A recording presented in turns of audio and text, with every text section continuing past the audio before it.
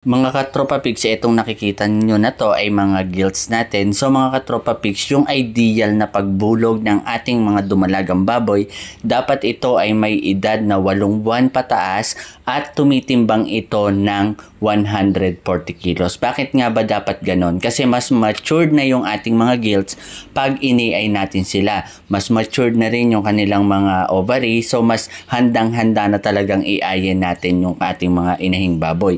Mas matagal din natin pakikinabangan yung ating mga gilts pag ito ay nasa tamang timbang. So mga katropa pigs, ito nga palang mga gilts na ito ay talaga namang kompleto yung bakuna bago namin ito dalhin dito sa breeding area at papraktisin nga natin ito ng kalahating buwan na sila ay iipitin na natin dito sa breeding area. Dahil mahirap pong mag-EI pag ang ating mga gilts ay iiayin natin tapos kagagaling lang nila sa communal pen.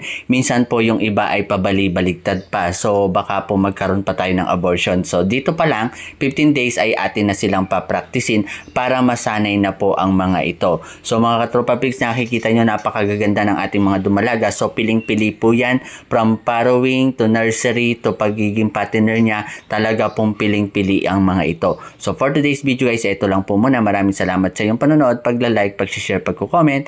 At kung di ka pa nakapalo sa page ko, i-follow mo na ako para lagi kang updated sa mga video ko. At kung umabot ka sa dulo ng video na ito guys, paki-comment naman dyan sa baba para mapasalamatan kita. Happy farming po and God bless us all. Bye-bye!